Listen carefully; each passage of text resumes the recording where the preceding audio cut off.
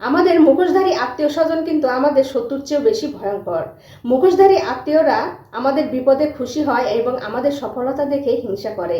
তারা হাসি মুখে আমাদের জিজ্ঞাসা করে আমরা কেমন আছি। আসলে তারা জানতে চায় আমরা কোনো সমস্যায় আছি কিনা বা আমরা কোনো বিপদে আছি কিনা। এই ধরনের আত্মীয়স্বজন থেকে কিন্তু আমাদের দূরে থাকা উত্তম। আল্লাহ তাআলা জানেন আপনি ক্লান্ত, আল্লাহ তাআলা জানেন আপনি অনেক চেষ্টা করছেন, আল্লাহ তাআলা জানেন কাজটি আপনার কাছে অনেক কঠিন। কিন্তু একটা কথা সবসময় মনে রাখবেন, আল্লাহ তাআলা আপনাকে কখনোই এমন কোনো পরিস্থিতিতে ফেলবেন না যেটা আপনি সামলাতে পারবেন না। সবাই বলুন সুবহানাল্লাহ। নিজের অবস্থান নিয়ে কখনো কোনো অভিযোগ করবেন না, কারণ আপনি আজকে যে অবস্থানে আছেন সেই অবস্থানে আসার জন্য হয়তো অন্য কেউ দিনরাত কঠোর পরিশ্রম করে যাচ্ছে। আপনার কাছে যা আছে সেটা হয়তো আরেকজনের সারা জীবনেরই স্বপ্ন। আপনার মাথার উপরে ছাদ আছে, ঘরে 3 বেলার খাবার আছে, রাতে ঘুমানোর জন্য সুন্দর একটা জায়গা আছে। তাই সব কিছুর জন্য আল্লাহ তাআলার কাছে বলুন আলহামদুলিল্লাহ। বাস্তব কথা কি জানেন? পাখির উড়তে লাগে পাখা আর মানুষের উড়তে লাগে টাকা। টাকা থাকলে কিন্তু পুরো পৃথিবীকে কেনা যায়, আর টাকা না থাকলে পুরো পৃথিবীকে চেনা যায়।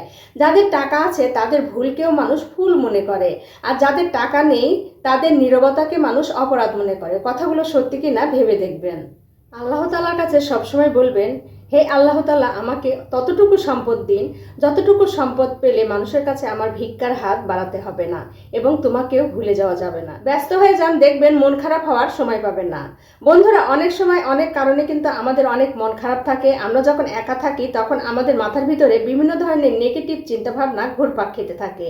সেই সময় যদি আমরা বিভিন্ন কাজে আমাদের নিজেদেরকে ব্যস্ত করে ফেলি তাহলে আমাদের মনও খারাপ থাকবে না, আবার নেগেটিভ চিন্তাভাবনাও আমাদের মাথায় আসার সুযোগ থাকবে না।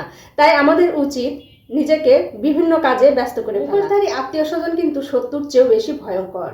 আপনার মুখোশধারী আত্মীয়রা আপনার বিপদে খুশি হয় আর আপনার সফলতা দেখে হিংসা করে। তারা হাসি মুখে আপনাকে জিজ্ঞাসা করে আপনি কেমন আছেন। আসলে তারা জানতে চায় আপনি কোনো সমস্যায় আছেন কিনা, আপনি কোনো বিপদে আছেন কিনা। এই ধরনের আত্মীয়স্বজন থেকে আমাদের দূরে থাকাই উত্তম। তুমি বলেছো তুমি বৃষ্টি ভালোবাসো, কিন্তু বৃষ্টিতে হাঁটতে গেলে তুমি ছাতা ব্যবহার করো। তুমি বলো যে তুমি রোদ ভালোবাসো, কিন্তু রোদে হাঁটতে গেলে তুমি ছায়া খুঁজতে থাকো। এছাড়াও তুমি বলেছো তুমি হাওয়া ভালোবাসো, কিন্তু হাওয়া আসা শুরু করলে তুমি জানালাগুলো বন্ধ করে দাও। তুমি যখন বলো তুমি আমাকে ভালোবাসো, তখন কিন্তু আমার এই সমস্যাগুলো যাদের মধ্যে আছে তারা মসুর ডাল খাওয়া থেকে বিরত থাকুন। তথ্যটি জেনে রাখুন, ভবিষ্যতে কাজে লাগবে। 1 নম্বর হচ্ছে যাদের কিডনির সমস্যা আছে, 2 নম্বর হচ্ছে যাদের বাতের সমস্যা আছে, 3 নম্বর হচ্ছে যাদের গ্যাস্ট্রিকের সমস্যা আছে, 4 নম্বর হচ্ছে যাদের অ্যালার্জির সমস্যা আছে, 5 নম্বর হচ্ছে যাদের উচ্চ রক্তচাপের সমস্যা আছে, আর 6 নম্বর হচ্ছে 6 মাসের কম বয়সী শিশুদের মসুর ডাল খাওয়ানো থেকে বিরত থাকুন।